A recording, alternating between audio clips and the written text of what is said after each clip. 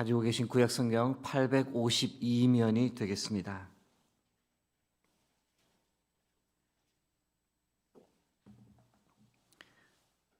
허락하신 말씀 교독하겠습니다. 여호와여, 내가 주께 피하오니 내가 영원히 수치를 당하게 하지 마소서.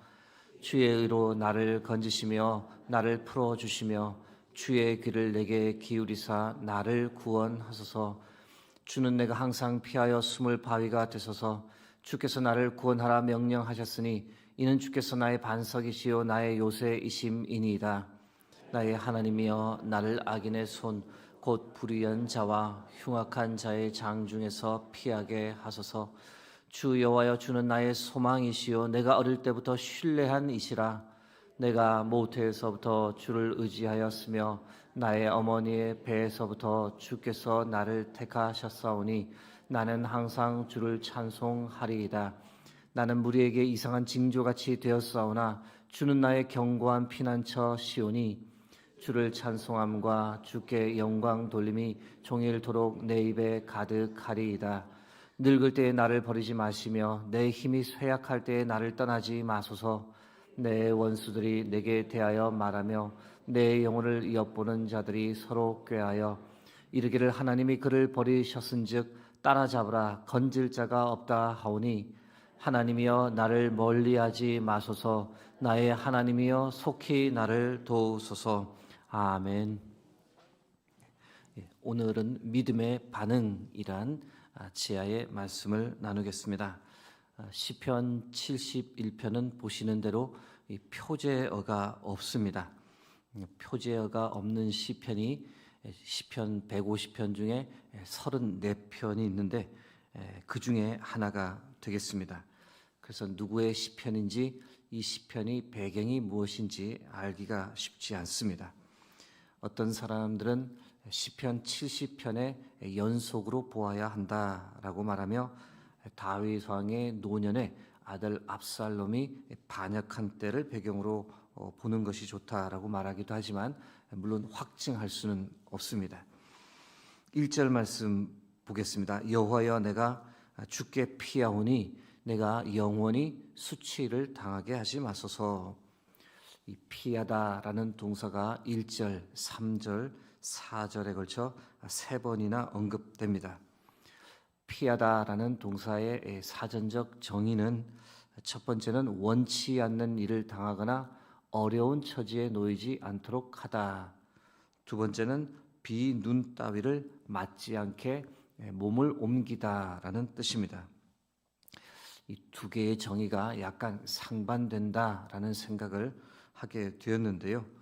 왜냐하면 첫 번째 정의는 어떤 것으로부터 피하다라는 의미이고, 두 번째 정의는 어떤 것을 향해 몸을 피하다라는 것이기 때문입니다.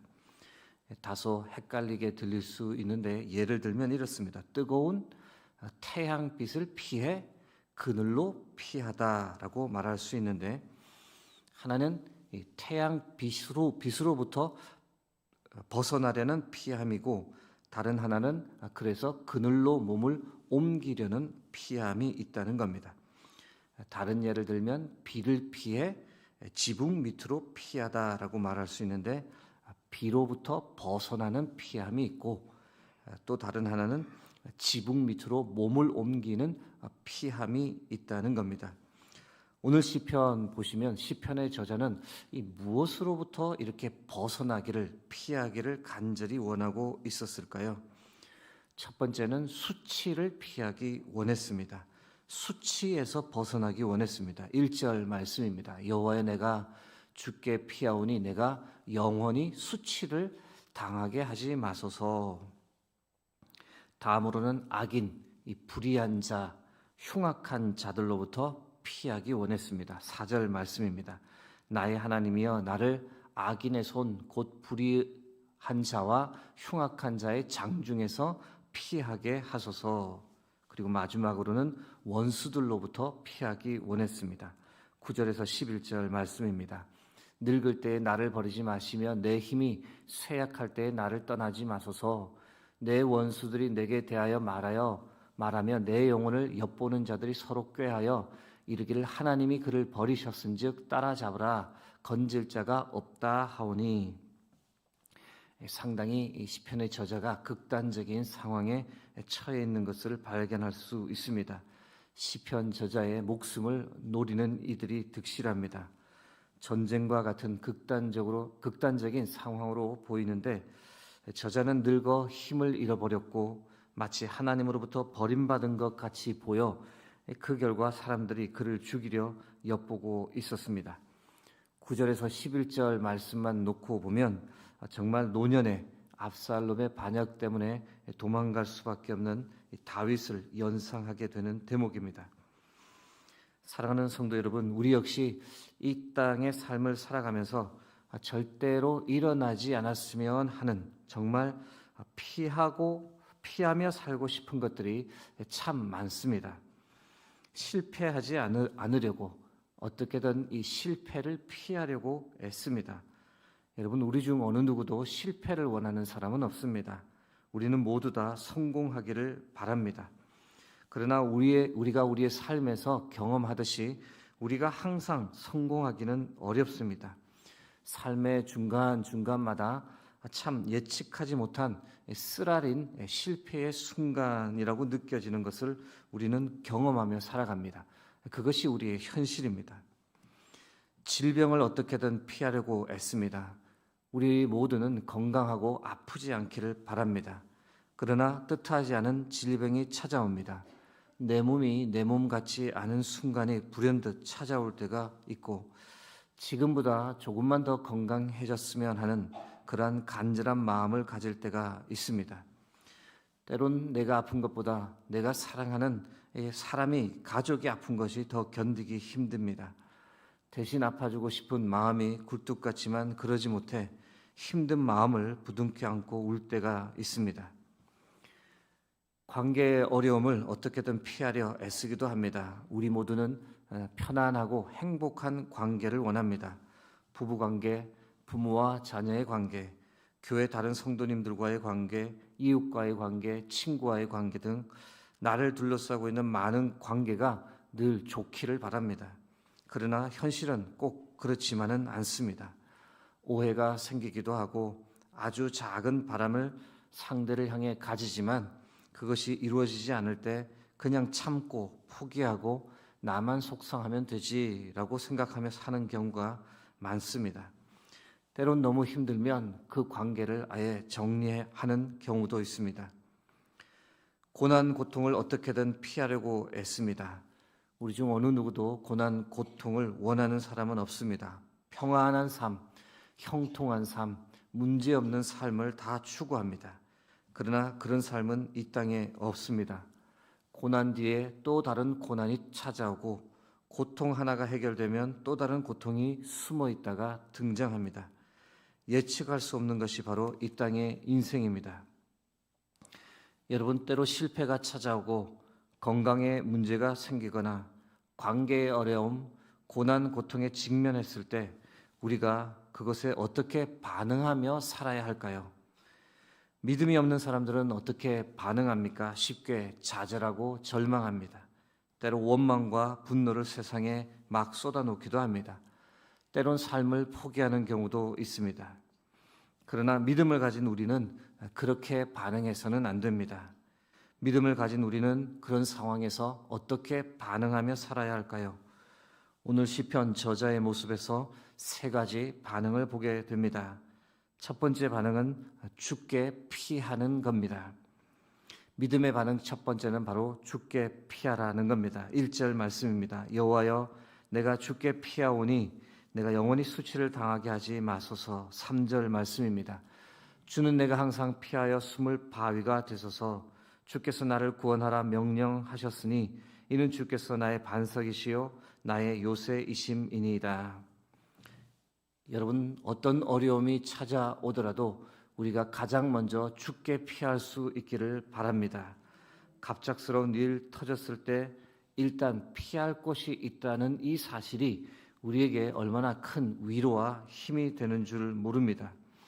아무리 힘들더라도 갈 곳이 있다는 것, 100% 나를 받아주시고 이해해 주시는 분이 계시다는 것만큼 큰 용기가 되는 것이 없습니다.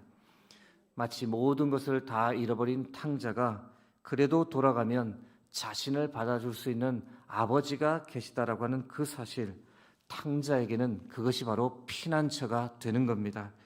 모든 것을 다 탕진해버린 탕자에게 아버지는 바로 견고한 피난처였습니다. 사랑하는 성도 여러분, 하나님께서 우리의 아버지 되어 주심이 세상에서 가장 큰 피난처가 되는 줄 믿습니다. 천지를 창조하신 하나님께서 나의 아버지이십니다. 무엇이 두려우십니까? 무엇을 걱정하십니까? 어떤 실패, 어떤 고난이 우리의 삶에 갑자기 닥친다 해도 아버지께로 최대한 빨리 피하실 수 있기를 바랍니다.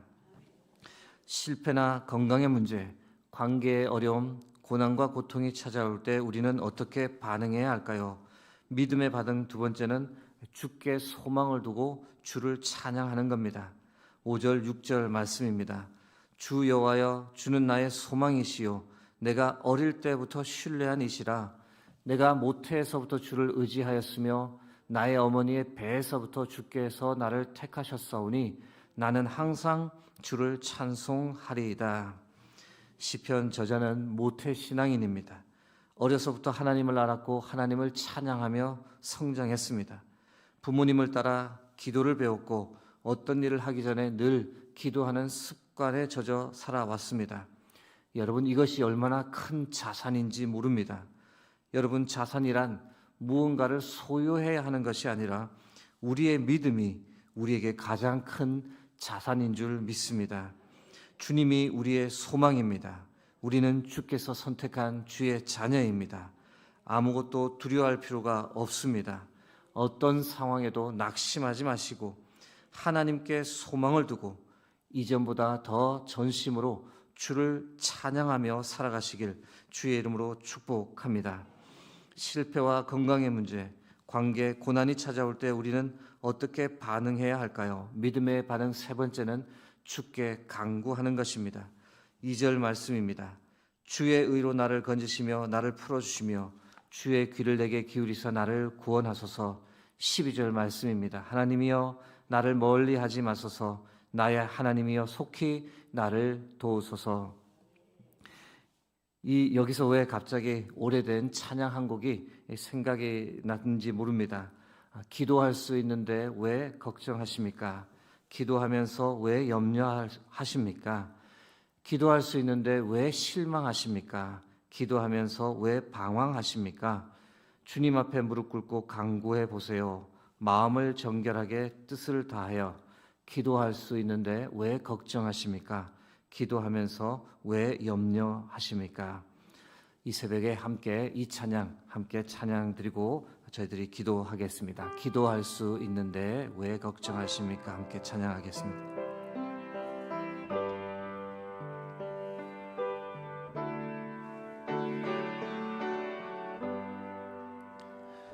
기도할 수 있는데 왜 걱정하십니까? 기도하면서 왜 염려하십니까? 기도할 수 있는데 기도할 수 있는데 왜 실망하십니까? 기도하면서 왜 방황하십니까? 주님 앞에 무릎 꿇고 주님 앞에 무릎 꿇고 간구해 보세요. 마음은 정결하게 뜻을 다하여 기도할 수 있는데 왜 걱정하십니까? 기도하면서 왜 염려하십니까?